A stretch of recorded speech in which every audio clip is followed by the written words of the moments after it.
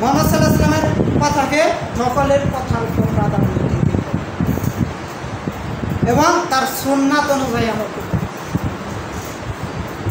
কথাটা বুঝেন? আবার বুঝেন, মুহাম্মদ সাল্লাল্লাহু আলাইহি ওয়াসাল্লামের কথাকে সকলের কথা, পৃথিবীর সমস্ত মানুষের কথার উপর প্রাধান্য দিতে হবে এবং তার সুন্নাত অনুযায়ী আমল করতে হবে। তো আপনি মুহাম্মদ সাল্লাল্লাহু আলাইহি ওয়াসাল্লামের কথার উপর আপনার মাযহাবের ইমাম, আপনার নেতা, আপনার বুজুর্গ, আপনার ওলি, আপনার আউলিয়া, আপনার পীর, আপনার দরবেশের কথাকে প্রাধান্য দিয়ে আপনি যদি সারা জীবন বলে ওয়া আন্না মুহাম্মাদান আবদুহু ওয়া রাসূলুহু লা ইলাহা ইল্লাল্লাহ মুহাম্মাদুর রাসূলুল্লাহ, কোনো লাভ নেই। কারণ ওয়া আন্না মুহাম্মাদান আবদুহু ওয়া রাসূলুহু 6 নম্বর শর্ত হলো পৃথিবীর সমস্ত মানুষের কথার উপর মুহাম্মদ সাল্লাল্লাহু আলাইহি ওয়াসাল্লামের কথাকে প্রাধান্য দিতে হবে এবং মুহাম্মদ সাল্লাল্লাহু আলাইহি ওয়াসাল্লামের সুন্নাত অনুযায়ী আমল করতে হবে। তো পৃথিবীর সমস্ত মানুষের কথা ভুল হতে পারে, কিন্তু মুহাম্মদ সাল্লাল্লাহু আলাইহি ওয়াসাল্লামের কথা ভুল না। আপনি যার কথাই নেন না কেন, সমস্ত মানুষের কথা ভুল হতে পারে। মুহাম্মদ সাল্লাল্লাহু আলাইহি ওয়াসাল্লামের কথা ভুল নয় কেন?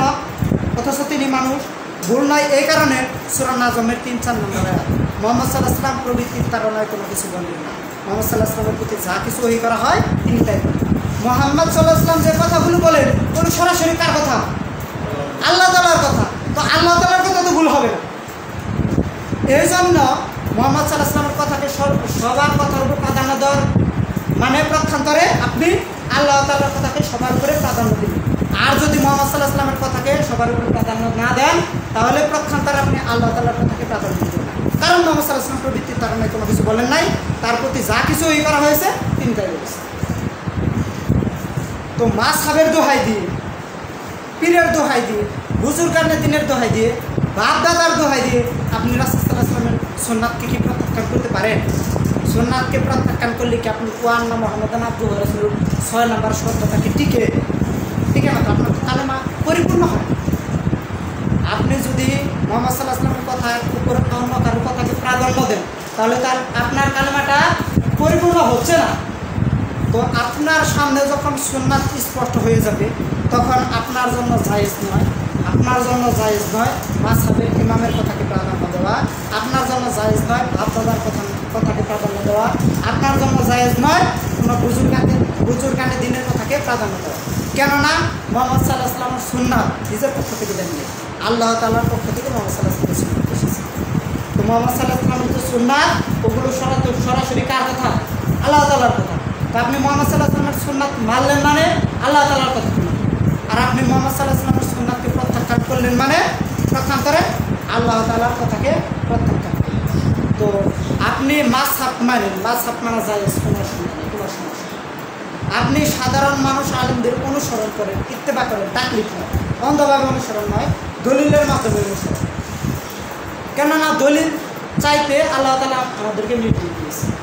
আপনি খুলেন সূরা বাকারা, খুলেন 111 নং আয়াত, আল্লাহ তাআলা বলেন কুল হাতু বুরহানাকুম ইন কুনতুম সাদিকিন। যদি তোমরা যে দাবি পেশ করলে ওই দাবির পক্ষে তোমরা দলিল উপস্থাপন করো। তো আল্লাহ তাআলা দলিল চাইতে বলেছে, তো আপনি অন্ধভাবে অনুসরণ করবেন না, দলিলের মাধ্যমে অনুসরণ করতে হবে। আপনার অনুসরণটা হবে দলিলের মাধ্যমে, অন্ধভাবে অনুসরণ করতে পারবে না। সাধারণ মানুষ কোরআন হাদিস বোঝেন না, আলেম ওলামার অনুসরণ করেন, মাযহাবের ইমামের অনুসরণ করেন, কোনো সমস্যা নেই। তবে কথা হলো মাযহাবের ইমামের কথা অনুযায়ী আপনি আমল করতেছেন, ওই মুহূর্তে যদি আপনার সামনে রাসূল সাল্লাল্লাহু আলাইহি ওয়াসাল্লামের কোনো সহিহ হাদিস প্রমাণিত হয়, আপনি সারা জীবন রফলে দেন করলেন না, বুকের উপর হাত বাঁধলেন না, সশব্দে আমল করলেন না, বা রাসূল সাল্লাল্লাহু আলাইহি ওয়াসাল্লামের সুন্নাতগুলো আপনি করলেন না জানার কারণে সমস্যা। মাযহাবের ইমামের কথাকে প্রাধান্য দিয়ে আপনি করতেছেন, মাযহাবের ইমাম অনুযায়ী করতেছেন, আপনি সাধারণ মানুষ জানেন না, যেভাবে আলেম ওলামা বলেছেন ওইভাবে করতেছেন, কোনো সমস্যা নেই, আপনার ইবাদত হয়ে যাবে ইনশাআল্লাহ। কিন্তু আপনি যদি জানতে পারেন যে রাসূল সাল্লাল্লাহু আলাইহি ওয়াসাল্লামের সহিহ হাদিস আছে, রফলে দেন করতে হবে। আপনি যদি জানতে পারেন রাসূল সাল্লাল্লাহু আলাইহি ওয়াসাল্লামের সহিহ হাদিস, বুকের উপরে হাত বেঁধে সালাত আদায় করতে হবে। আপনি যদি জানতে পারেন রাসূল সাল্লাল্লাহু আলাইহি ওয়াসাল্লামের সহিহ হাদিস, সশব্দে আমিন বলতে হবে।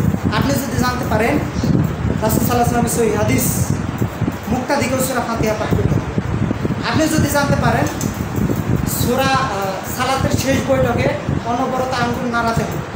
আপনি যদি রাসূল সাল্লাল্লাহু আলাইহি ওয়াসাল্লামের সুন্নাতগুলো আপনার সামনে স্পষ্ট হয়, হাদিসগুলো আপনার সামনে স্পষ্ট হয়, তখন আপনার মাযহাবের ইমামের কথাকে প্রাধান্য দেওয়া যায় নাই, বরং সারা কোনো ক্ষেত্রে সেটা শিরিকের পর্যায় পর্যন্ত পৌঁছলাম।